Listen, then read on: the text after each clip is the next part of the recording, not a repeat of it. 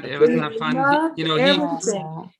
He kept himself entertained the whole day. I'll just tell you a little bit what our Purim was like. Of course, I don't know if this would be my prime Purim year as far as schedule wise, and I'll tell you why. But it was definitely my longest Purim party ever.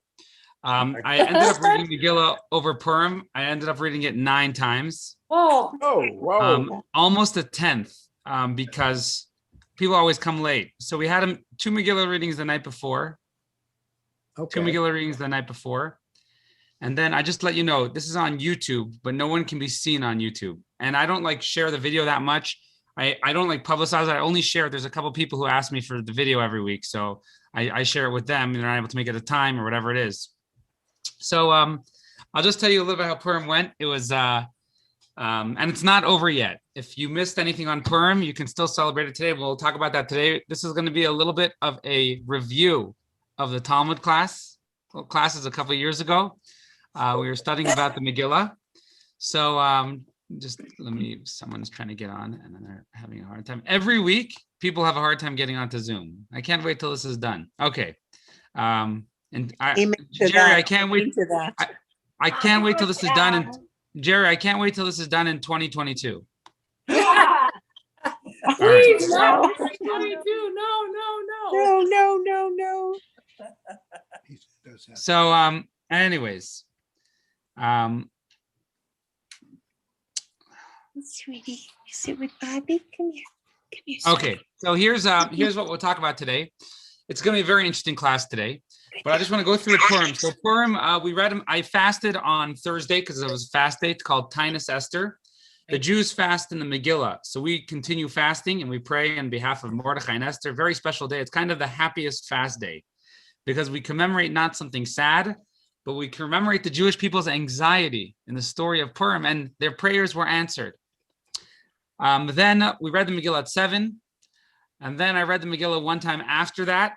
People left. There was a little bit of food. It wasn't much of a party at 7. It's just a Megillah reading. There were some people who actually stood outside. I felt so bad. They stood outside in the cold because, they were very nervous about COVID. But they stood outside the whole time and listened to the Megillah. It was like 30 degrees. It was like freezing. But what was special about it was, I think it was ironically our first time having a minyan for the Megillah reading at night. The main day of Purim is during the daytime. So I don't publicize the night so much. It's just if people want to hear the Megillah, I'm going to read Megillah. So if anyone wants to come, they come. And this year there was actually a very surprising minyan of men. And there were about, altogether, I would say about 25 people were there. Great. So that was very unique because we've never had that many people. Actually, we had 9. And there's a special blessing you make if you have a minyan. On Purim, when you read the Megillah, one of the added details, you're supposed to do it with a big crowd to publicize the miracle. Jews celebrate together. This year, in many communities, they didn't even get to read the Megillah in the community because of COVID. There's some states in America where you're not allowed to get together, period. Anyone aware of that? There's some states in the Union that you're not allowed to get together for anything, period. In France, California, you are for religious things. Vermont, you're not allowed to get together for anything. Doesn't matter, outdoors, socially distanced, yeah. That's crazy. So we were fortunate to get a big group. Now, one of the things that I guess one of the notable things that for me on Purim night this year. Now, I'll just mention just as a side note, I read a halachic responsa in France. They have a 6 p.m. curfew, and it's 135 euro if you get caught without a pass. And Purim starts after 6 p.m. So some rabbis used some halachic loopholes, said you could read it at 5:30, read the Megillah at 5:30, but other rabbis said you can't really, and they tried to make arrangements. And I believe there were some people who got ticketed, but they said, $135 for Megillah reading, euro for Megillah reading, that's a big deal, The problem is if once you get your 135 euro ticket, if you get busted a second time, it's like 3,000 euro in jail time. Oh my God. So anyways, I hope no one was sent to jail for hearing the Megillah, but in Chabad, that would be, if that happened, that would be considered legendary, Some guy would be like, oh, I did it, Okay. So anyways, we read the Megillah. Now there was one thing that was notable. I had 9 people, and about 3 doors down from us, there's a young man. He's a lawyer actually, and his wife lived there. And I found out that he was Jewish. so I texted him. I said, "Oh, we have 9." I said, "You got to come here." He doesn't know what a minyan is. He really doesn't know anything about Judaism. So he came in Purim, and I felt it was, Purim is such a wild holiday, and we'll talk about that a little bit today. But it's such a wild holiday, and I felt like, wow, this is incredible. To his first exposure to Judaism is Purim, and go hear the story of Purim, and everyone's saying l'chaim and everything like that. Of course, we had a bottle of Glenlivet 18, which was very expensive. We finished it actually. Very well. We finished 2 other bottles after that, but that was just the first one. But it was very very special that he was there. And I told him, "You ever heard of Mordechai, Esther?" No, he hasn't heard of any of them. So, anyways, then in the morning we got up. I read Megillah just for my family, for bracha as well. Purim is unique. The mitzvah is really for men and women equally. They both have to listen to Megillah equally. Women are usually not obligated to do positive time-bound mitzvahs. But Megillah, it says because women were rescued just like men, they have to do it just like men. So I read it in the morning, and then we set up a little bit. Mendel set up a bake shop. We were really happy. That kept him entertained the whole day. Then from 12 o'clock until 5 o'clock, I did not leave the outdoor tent. I read Megillah 6 times. And there were just people there coming constantly. There were some Megillah readings where there were 2 people, and there were some Megillah where there were about 20 people. And it was just people kept coming, and more people, and people leaving and coming, and there was just not a moment's break. Then after I finished the Megillah, I read my final Megillah reading, and took about 15 minutes. It was almost Shabbos, and I said, okay, we got to have the Purim meal. So a bunch of people who, socially distanced, a lot of people who already got COVID and stuff like that. There's a lot of younger people who got COVID. I did find out actually someone locally came and they said, by the way, I want to tell you I got COVID. And they did take ivermectin, and it did help them a lot. This was about 3 or 4 weeks ago. This is good to hear. Yeah, it helped them. And they said they had, they said it was a flu. They had a flu, but it was nothing like other flus that they had in their life. One thing that was notable is there's a lady in town who's 97 years old who had COVID around Hanukkah time. And her daughter was so nervous, and she actually beat it at 97. And she's not, there was a 94-year-old Holocaust survivor who came to hear Megillah. And it's always just so beautiful to see someone hear Megillah, and they felt like they lived it themselves. They lived it themselves. They so like nice. Survived through. Yeah, I got a new phone, so I have great pictures. I'll send them out. I took a lot of pictures this year. But anyways, Rabbi, yeah. I'm just curious, did Irene Dannon, was she affected by COVID? Not that I know of. Okay. We actually visited her Hanukkah. I have a really nice picture of us visiting her Hanukkah. But yeah, not that I know of. But anyway, so going through the Purim, it came and I was like, oh my God, we got to rush. It's almost Shabbos, shut everything down. So we sat at the table, everyone's got to eat whatever, we got to start.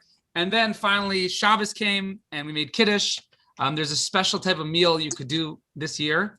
And when Purim goes into Shabbos, and then, went till, around 9:30. And then I was just, the next morning I woke up and my body was so sore. In fact, it wasn't so sore yesterday. Today it was really sore, just standing around the whole day, running around. I couldn't go to the bathroom almost the whole day. My costume was impossible to open up. It was like, but anyways, that was Purim. And then Shabbos morning, it's really beautiful that I see that people are getting better. People are opening up, Last Shabbos we had a minyan. This Shabbos we had, I haven't really prepared and invited anyone to come daven on Shabbos the whole year. But this year there were a bunch of people. One thing to note is there's a fellow named Jim Fullweiler. Some of you might know him. He sits at the door with a firearm on Shabbos. Oh, yeah. Okay. So I was he got like a mini stroke or something, and he really wanted to come to Purim. And right at the end, he showed up for the Megillah reading. I was just so surprised to see him, and it was just such a beautiful thing that he made it there. And he made it to Purim. He was like, I'm coming. He told me he's coming the night before. And then his wife was in the background. She's like, no, you're not. But he came the next day. And it was just very, very special Purim. Now, the good news is Purim is not fully over this year. This year is what they call a 3-day Purim. And that's what we're going to study about today. It's very fascinating. Now, although the 3-day Purim is only in walled cities, that's right, we're going to talk about walled cities. And the only certain walled city that we have is in Jerusalem. Nevertheless, the Rebbe, when he spoke on this rare year where Purim in walled cities fall out on Shabbos, and we're going to talk about all this, he said there is ways you can continue Purim. Nowadays, we have the ability, we can send money to Jerusalem. We can send money in a second with a credit card. So you can still do one of the mitzvahs of Purim today. And the Rebbe said to do it joyously and everything like that and connect the whole world. So that's what we're going to talk about today. This is a very interesting subject. It's called the 3-day Purim. Even outside of Israel, because our brethren in Jerusalem are still drunk and celebrating Purim already on their 3rd day, it's considered a special day today. Today is considered a special day to be extra joyous. So those of you who may have missed some Purim excitement, there's still Purim excitement in the air. So that's what we're going to talk about today. And I'm going to read some excerpts in the Talmud. Now, I just want to tell you that the way this year ends up, I looked up online. I wanted to see how many times it ended up like that. How many times in the recent years have we had a Purim on Friday? So here's the count. You listening? Yeah. 1950, 1954, 1974, 1977, 1981, 1994, 2001, 2005, 2008, and this year. So as you can see, it's pretty rare for the calendar to end up with Purim on Friday. Now, Purim on Friday is cool. A lot of people have their parties. They just have a party in the morning. It's always much smaller on this year. Of course, at Chabad, we always look at every opportunity to make it much, much bigger. So that's what we're going to talk about today. It's a very interesting setup where Purim's on Friday. A regular Purim, if you remember previous years, last year Purim was, I believe, on perhaps Tuesday night, Thursday, or Monday night. What we did is we had a little Purim party the night before, and then as the day commenced about 5:30, 6 o'clock, we do a Megillah reading, and then we have a party, and we go into the day after Purim. Now, that's a regular year. This year, Friday mixes everything up. COVID mixed everything up even more, right? Because when it came to COVID, I realized we can't really have people in the room at the same time. It's going to be difficult if we want people to come. Of course, I always get hate mail.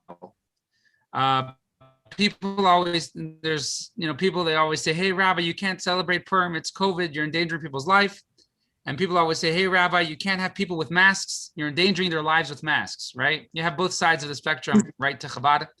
But I always tell people, look, we're just trying to help people come and accommodate them. And if people want to come, they'll come. And, and that's how it works. So it worked out great. That's why it was a little bit long but I was so impressed with my kids. They stayed out the whole day celebrating.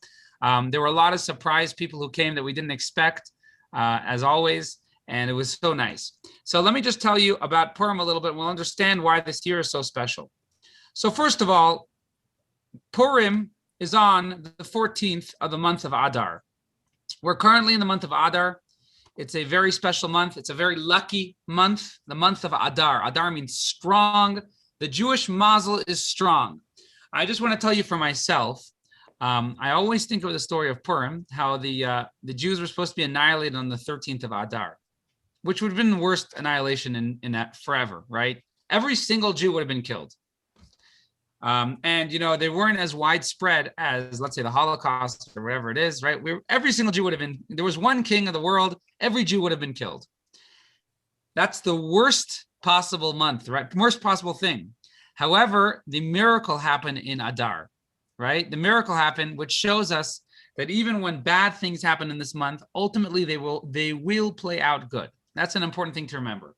So the 13th of Adar, the Jewish people are supposed to get destroyed. Long story short, everything switches. The Megillah says, "V'nahafechu," everything goes the opposite. And who gets hanged instead of Mordechai? Everybody? Haman, right? Boo, right? Okay, so Haman gets hanged, right? Yeah. Then Achashverosh tells the Jewish people, he says, it's embarrassing for a king to retract a statement, right? It's embarrassing to retract. I said all the Jewish people should be destroyed. It's embarrassing to retract the statement. Hey, Sam. I don't know who Sam is, but anyways, it's embarrassing to. It's our Sammy. Sam, are you there? All right. That's our son. Great. Oh, it's your son. Cool. Yeah. Hi, Sam. All right. So it's embarrassing for a king to retract a statement, right? That's always the way it is. In Hebrew, the term is we say you got to give you better have a good excuse, right? If let's say the government says everyone's got to wear masks and then they retract it, or vice versa, it's embarrassing. So Achashverosh tells the Jewish people, he says, I cannot retract a statement to destroy you, but I can give a statement that you guys are allowed to fight back. So the Jewish people fight back. They wipe out a lot of their enemies. At the end of the story, it says a lot of the Gentiles want to convert to Judaism. This is what it says in the Megillah. They want to convert to Judaism because it became honorable to be Jewish. Esther is Jewish. Mordechai is Jewish. It says Mordechai is considered like the top, governing politician. And that is the story of Purim. And it says, what do they do? The next day, on the 14th, they declare, or the 14th of Adar, which was Friday this year, that they will celebrate Purim, right? And that's where we have a mitzvah to get drunk and have a great feast, exciting feast, and give out food to friends, right? We all did that mitzvah where we gave food to friends, right? And give money to poor people and hear the Megillah. And they want us to hear the Megillah twice on Purim. So that is where the story of Purim comes out. Now, in Shushan, in Susa, which is the modern Shushan, where Achashverosh, so this whole story happened, they give an extra day of I guess, fighting back in the king's area. And Purim is declared on the 15th of the month of Purim, of the month of Adar. So again, Purim is on the 14th everywhere else. In Shushan, it's on the 15th. And then the Megillah says, in walled cities, they celebrate it on the 15th. Do you remember this, Jerry, from the Talmud? Yeah. Right? So here's how Purim works. All over the world, Purim is on the 14th. And in walled cities, and the reason why walled cities have this specifically is because at that time, Jerusalem was destroyed. The temple was destroyed. And the Jewish people, Esther and Mordechai, they said, we want to remember that Jerusalem is our hometown, that we're still in exile. And therefore, we're going to make a declaration, walled cities will have a different day of Purim. That way, we will always remember Jerusalem on Purim. Now, what is a walled city? Again, Jerusalem at the time of Purim didn't have a wall. A walled city means a city which had walls around it, surrounding walls at the time of Joshua. Any city that has walls around it at the time of Joshua is a walled city. Purim is a day later. So which cities are this? Jerusalem, Shushan, and any other city. If Prescott had walls then, we would do it also, right? But we don't know if Prescott did. And this is going to come back and it's important to remember. So in Jerusalem, till today, Purim is a day later than the rest of the world. Now, I'm just going to throw in a monkey wrench over here. Jerry, what's the earliest day you could read Megillah? Do you remember? What's that? The earliest day you could read Megillah? Earliest day you can read. Day of the month of Adar. 13. I have no idea. Well, Anyway, The earliest day is the 11th of the month. The 11th of the month. Small towns in the olden days would only come to the big cities on Mondays and Thursdays because those were the court days and the market days. Because the court would convene then, they made the market days then. So because that's when everyone came to town. So the small cities could read the Megillah the Monday or Thursday before, right? The small cities could read the Megillah the Mondays and Thursdays before Purim, which is 11th, 12th, 13th. Regular people read on the 14th and Jerusalem read on the 15th. Nowadays, we don't really have the setup with courts and everything. We're too deep in exile. But if someone's going to go on a cruise on Purim and he's not going to hear Megillah, he's allowed to hear Megillah on the 11th nowadays. In Jewish law, it says if you're not going to be in a place for Megillah, you're allowed to hear it on the 11th. I've never seen anyone actually do that. but people do that, I guess. In Jewish law, it says to do it. Okay, so going back. Now, that was just to confuse things a little bit. Now let's make it simple. Purim in the world is on the 14th. In Jerusalem, it's on the 15th, right? What day of the week would Purim be in Jerusalem this year?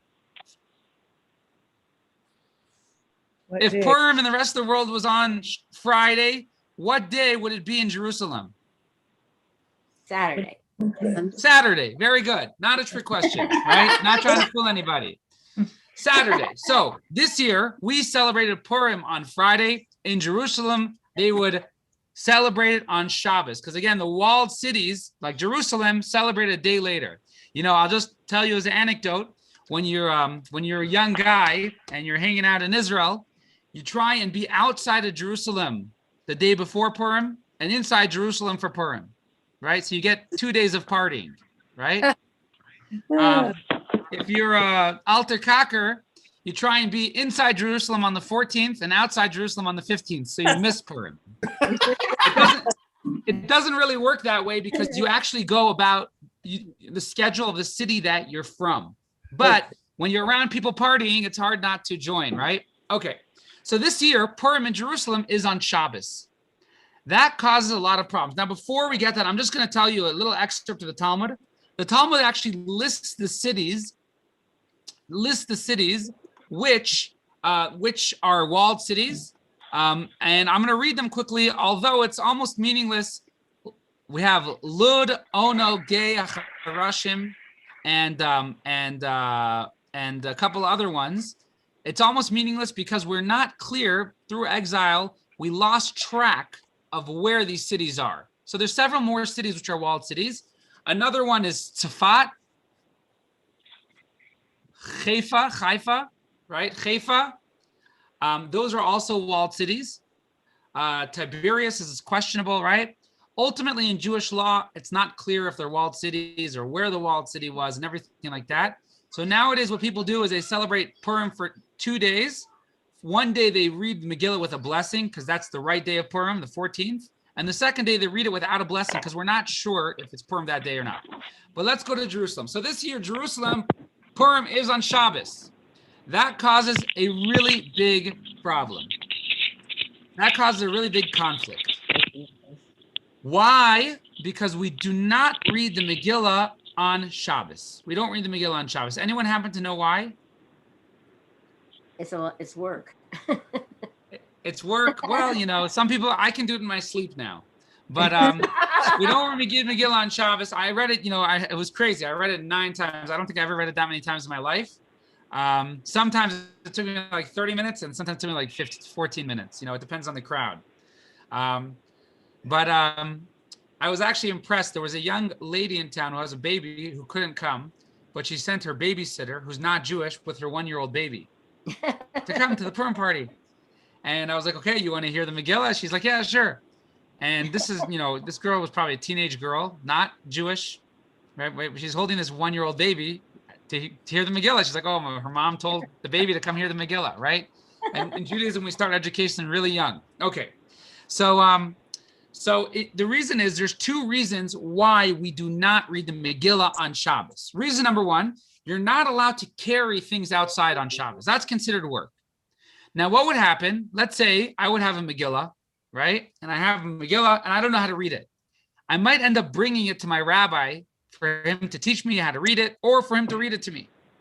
And the rabbi said, we do not want to give that stumbling block to Jewish people. Therefore, they read Megillah the day before. They read the Megillah the day before on Friday. There's a second reason why. We said there are 4 mitzvahs on Purim. One of them is to give gifts to the poor. This is a tremendous mitzvah. One of the most important mitzvahs gives gifts to the poor. You know, I always send money to Israel. People give to them if you can. I always look at it as an opportunity on my chats. Like, you know, always a friend gets up and says, hey, if there's anyone on our group of Chabad rabbis who's struggling anonymously, you can tell me and I'll collect money for you. You know, and it's a very special mitzvah because giving to poor people isn't always panhandlers. Sometimes they're friends, they're people that you don't even know who are struggling, you know, and especially this year, people are struggling so much. There are people who are behind in their rent.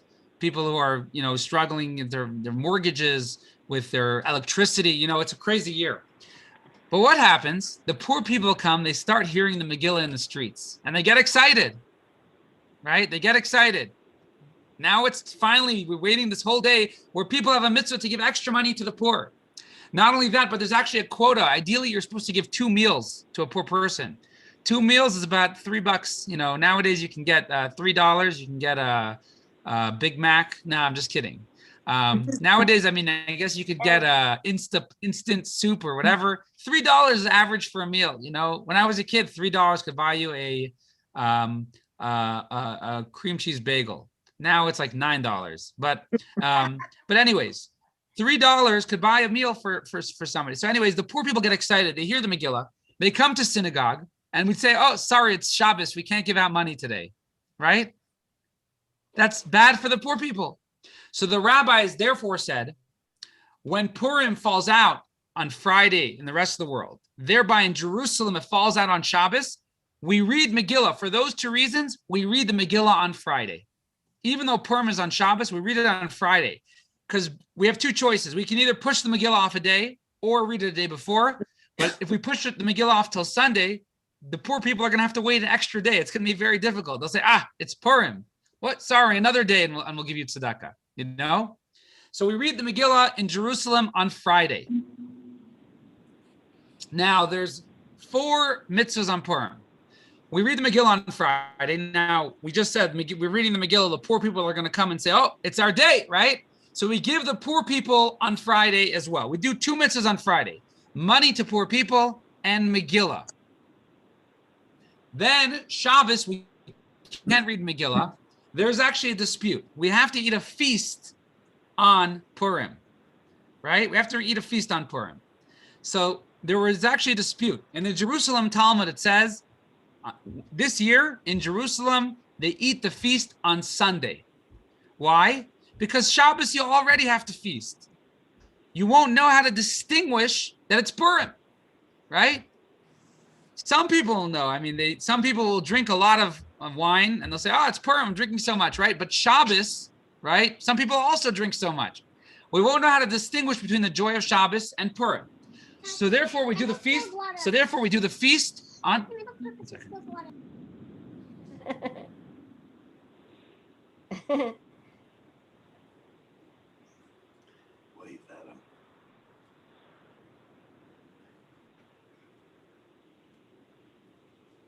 Okay, so what we do is we do Megillah and gifts to the poor on Friday in Jerusalem.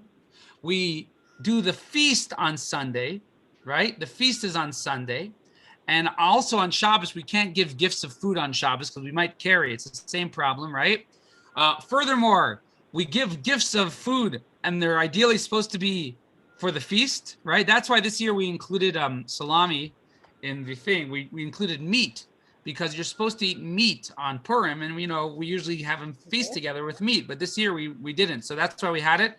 And that's why we also put bread. You're supposed to have bread at your feast.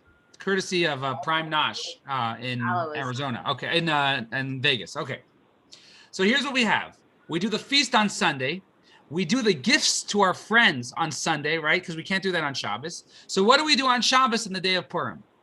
So in the Amidah, there's a special little prayer that we say about Purim, thanking God for the miracles of Purim. We say, we thank God for all the miracles in our life. That's right. God makes miracles today.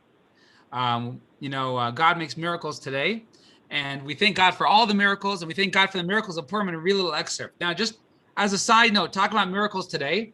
There was a famous 1991 was the year of the Rebbe said this is going to be a year of wonders. That was the year of the Gulf War. Now, in the Gulf War, there was a famous chaplain named Rabbi Yaakov Goldstein. He's still, you can look him up online. He's very famous. The reason why he's so famous, he was the only chaplain in the United States Army with a beard for 50 years. It was not allowed to have a beard in the army. They just changed the law like 2 years ago. Now there's like 50 rabbi chaplains with beards in the army. They've even asked me to become a chaplain. But now there's like 50 of them, but he was the only one. Anyways, it was the Gulf War and he was going to the Middle East. And and Afghanistan or wherever his post was. So he told the Rebbe, he said, should I bring my Megillah? So the Rebbe said, oh, it'll be over by Purim. Don't worry. You don't need a Megillah there. So actually, in that little line, it spread all over Israel. Every newspaper said, Rebbe says the war is going to be over by Purim, right? And indeed, it ended by Purim, right? And not only that, but it ended by Purim miraculously. It was one of the scariest times. There's actually a video about it. There's a video about the, it's hard to understand in America. I wasn't alive then, but in America, it's hard to understand what the pressure was in Israel. You read the newspapers there, it was different than America. I've read the newspapers from the Gulf War. It was so scary, but the Rebbe said it'll be over by Purim, right? And that's actually what happened in that year. But that's just a side note. So someone once pointed out to me, they said one of the things the Rebbe said then is there was a question about Chabad Hasidim. Should they cut their beards to put a gas mask on? Jerry, what do you think? Cut their beards to put a gas mask on? Probably not. Probably not. All right. So the Rebbe said, he said, you don't have to. You're not going to need the gas masks. Right? So indeed, they didn't need the gas mask. There wasn't chemical warfare. That was like prophetic, right? Okay. You can look it up. This is all documented in Israeli newspapers. Good, yes. I remember when I was a kid, there was this really funny video of like the streets were dead empty. There were bombs being dropped on Israel. And then there's this mitzvah taking driving around the street. And because the Rebbe said that the yeshiva students should go from city to city to tell people they don't have to worry. Anyways, the missiles miraculously didn't kill any people in Israel. Many missiles, and you see the damage was terrible. So someone was telling me last year, he said, that was miraculous. So many missiles, so much destruction, and you see people in rubble, their houses blown up and they're climbing out of the rubble. It's miraculous. He said, look, nowadays, there's like hundreds of missiles coming to Israel every day, and the Iron Dome is blocking it. He said, we take for granted how much of a miracle that is historically, right? Many more. So anyways, we thank God for the miracles on Shabbos. We say a prayer for Purim. We read the special Torah reading about Amalek on Shabbos, and that's how we celebrate Purim on Shabbos. And then finally today, Sunday in Israel, the third day of Purim, today what we do is in Israel, they have the feast today. In Jerusalem right now, they're having the feast. And this is the main party day. That is the story of the 3 days of Purim. Now, the Rebbe actually said, he said that people in America should give money to the poor today in Jerusalem so we can be part of, in the older days, you want to send money. I don't know, you had to send it with a courier. It would take weeks and weeks. He said nowadays, this is already, this is already in the 80s, 1981. The Rebbe said we have ways of sending money in Israel today. You can do it and be part of the Purim today, even though the gifts to the poor is on Friday, but we can be part of it today and join Jerusalem and celebrate for the 3 days of Purim. So that is the idea of the Purim Mishulash. It's called the 3rd day, the 3 days of Purim.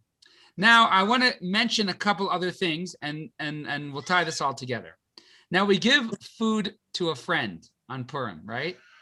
We give food to a friend, right? So the Megillah says you have to give 2 foods to 1 friend. That's the minimal amount you do. That's why it always gets confusing. I give a package of food to someone, right? And then I say, okay, now you give it back to me. They're always like, what? What are you doing? Right? But that's because it's a mitzvah to give 2 foods to 1 friend. Very important mitzvah. Now, I saw this amazing explanation for the mitzvah. Why 2 foods to 1 friend? And nowadays in Jerusalem, in Jewish communities, everyone gives it to all their friends. In fact, if you go online, there are hundreds, if not thousands of websites where you can buy $200 beautiful, extravagant gifts, and they'll send it to your friend. It's a whole business, but it's really nice. It really makes the community happy, except if you forget 1 friend, well, then you're screwed, right? But yeah, anyways, that's what happens in a lot of places. So I saw this amazing reason for the mitzvah, and I'm going to read you an excerpt from the Talmud. I'm going to share it here because I think it's just so fascinating. So we know in the story of Purim, there's a very unique idea in the story of Purim. If you read the actual Megillah, you don't get the full story. But when you read the Midrash, everyone can see the screen over here? Yeah. Yep.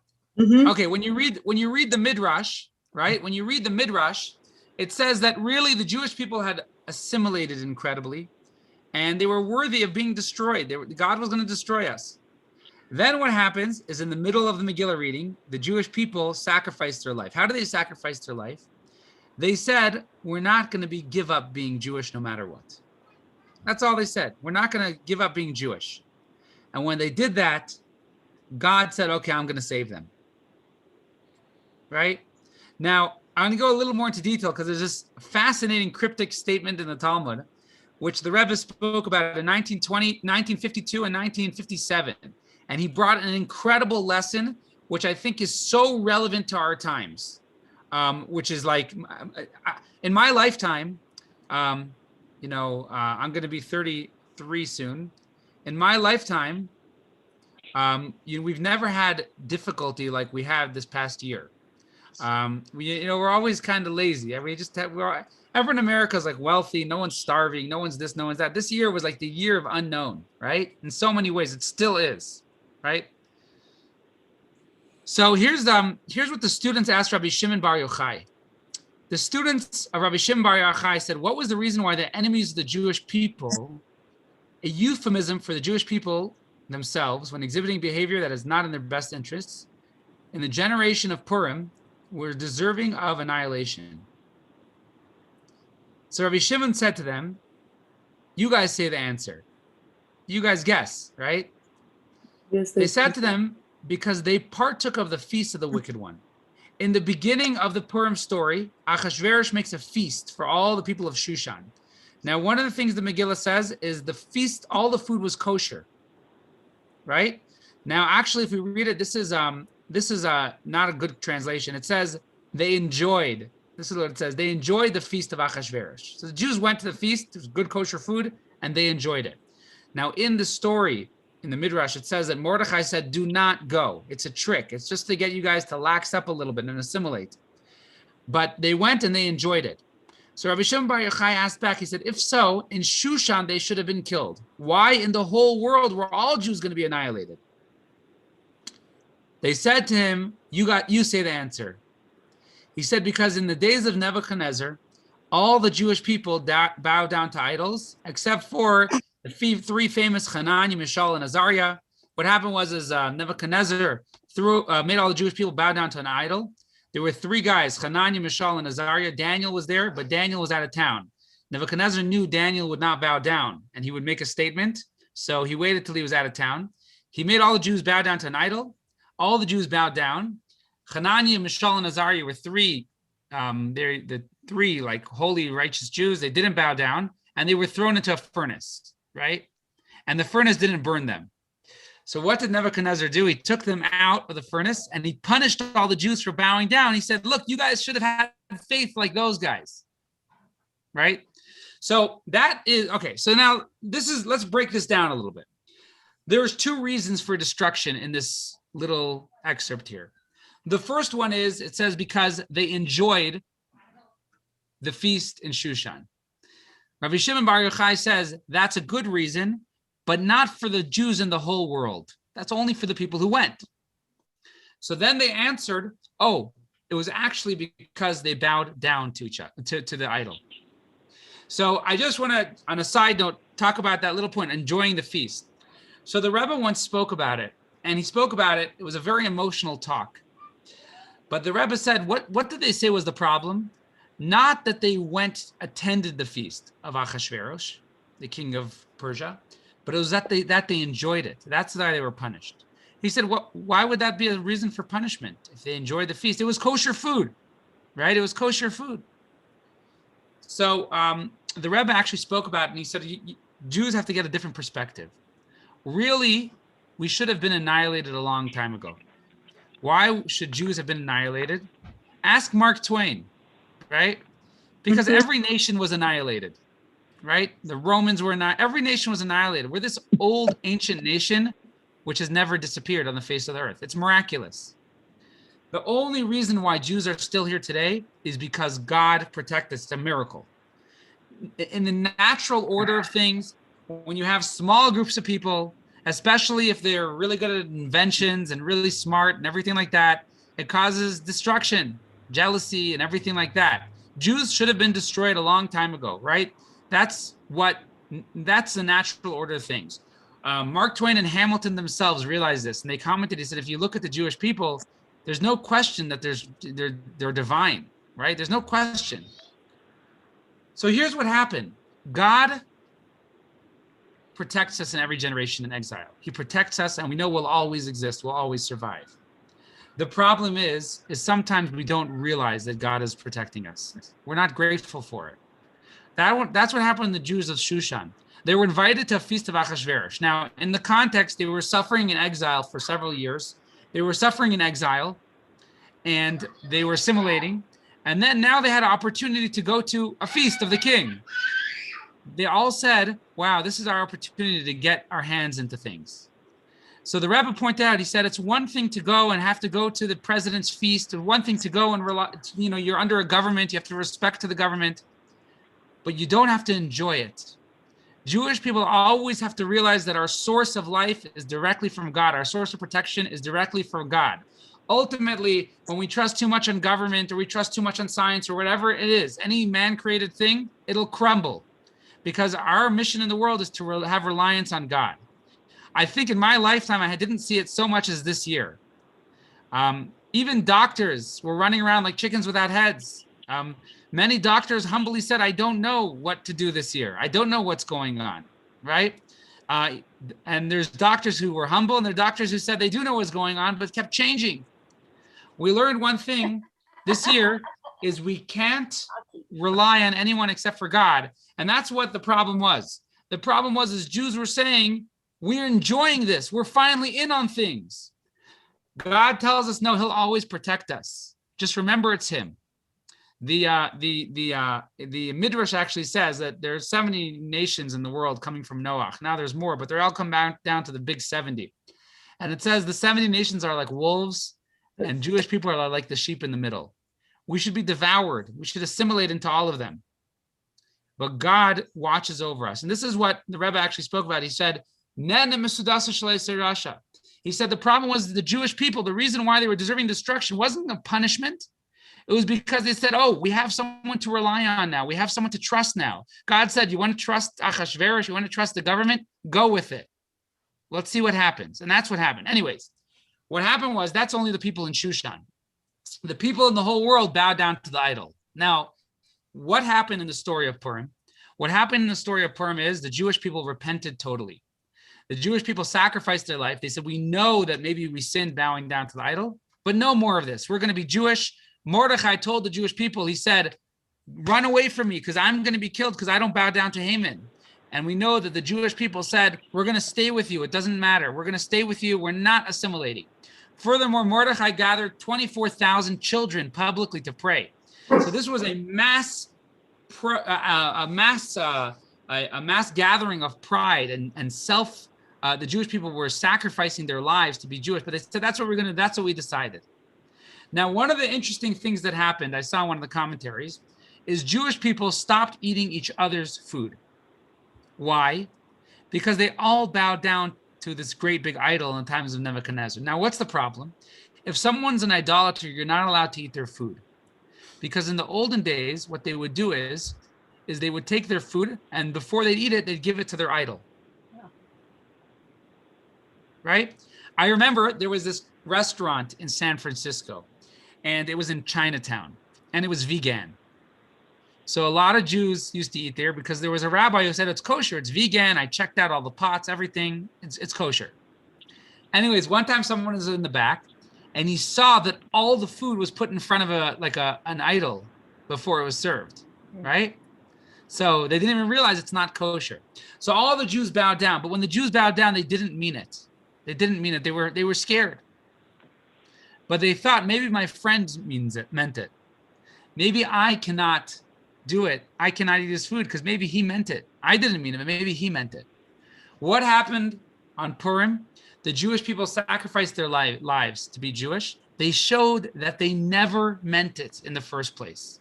They showed that no one was interested in idolatry. They were forced by Nebuchadnezzar. And that's why, one of the reasons on Purim we give food to our friends, to tell us, to remind us how in the heart of every Jew is totally awake. The Judaism is totally awake. So in the story of Purim, actually, it's a very interesting thing. It says, what's the main miracle of Purim? There's this little detail in the story. Achashverosh was sleeping in the middle of the night, and he woke up. And he said, let me check my book of records, right? And he brought up Mordechai. So in the commentaries, it says that's the main miracle of Purim, that Achashverosh woke up. Why? Because Achashverosh, the king, represents God. In exile, God is, so to speak, sleeping. When someone's sleeping, they're there, they're alive, but they're not active. If you have two people, one of them is really smart and one of them is not, and they're sleeping, they're equal. The smarter one is still smarter, but you have no way of knowing. In exile, externally, the Jewish people were sleeping, so God was sleeping in exile. When the Jewish people woke up internally and they embraced the fact that inside they are fully Jewish and they're willing to give everything for it, then God reciprocated. He woke up, so to speak, and he started changing things in the world and caused the whole miracle of Purim. So that mitzvah of giving food to a friend, which represents the fact that inside Jewish people are always awake, and inside no Jewish person ever wants to sin. And we don't even know it. Sometimes Jewish people realize it in really tough times or when things are, certain things change. But that fact is one of the things that we celebrate on Purim, and that's actually celebrating today in Jerusalem. They're giving food to their friends, and they're having a feast today on Purim on the third day. Now, two other details I want to mention with the story of Purim. The number one, the story of Purim is called Shushan Purim. Sorry, the Purim in Jerusalem is called Shushan Purim. The Purim on the 15th day, because Shushan was a walled city, right? Now, everything is divine providence. Now, Shushan is the same word as Shoshana. Shoshana. Now, Shushan is the same word as Shoshana. So what does that have to do with Shushan Purim? So this is a very interesting kind of correlation that's brought by the mystics. A rose is a unique flower that has two parts to it. It has a beautiful red rose, typically red. There's actually in a lot of roses, there's 13 petals. Did you ever count? Yeah. Some roses have more or less, but there are a lot that have 13. And in Kabbalah, it says there's 13 petals on a rose because there's 13 attributes of God's mercy. Now, the way a rose grows is first they're thorny.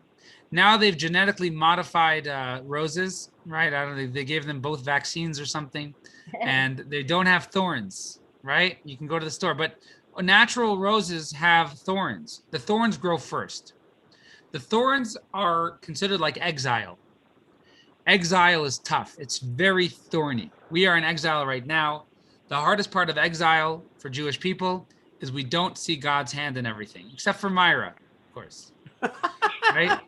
We don't see God's hand in everything. Sometimes we feel abandoned. That's what happened in Purim. They felt abandoned.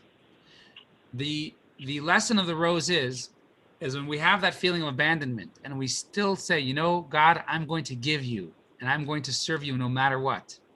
Then the rose grows. Then the beautiful relationship between the Jewish people come out of the thorns of exile.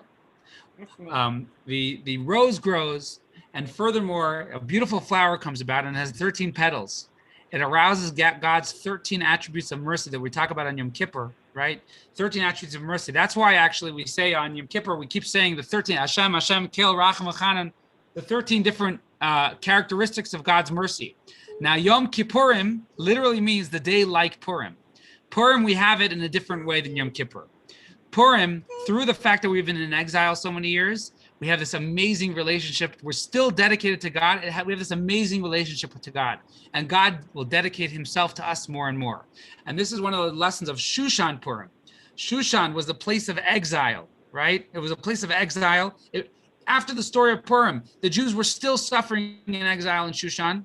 Esther was still stuck with Achashverosh, right? She was a young Jewish lady. Or actually, she was, Jerry, how old was Esther again? We spoke about it on Thursday. There were two opinions. Esther was either 75 or 80. Now, there's a third opinion. The third opinion was 40, but most opinions say she was 75 or 80. Right, but it's pretty young if people live to 900, right?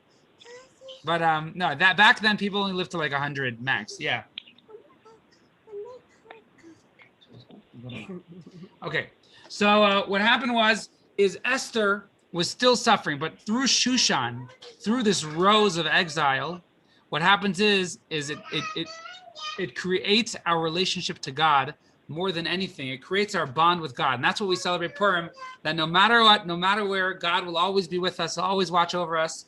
And Jewish people, no matter what, no matter where, will always be committed to God.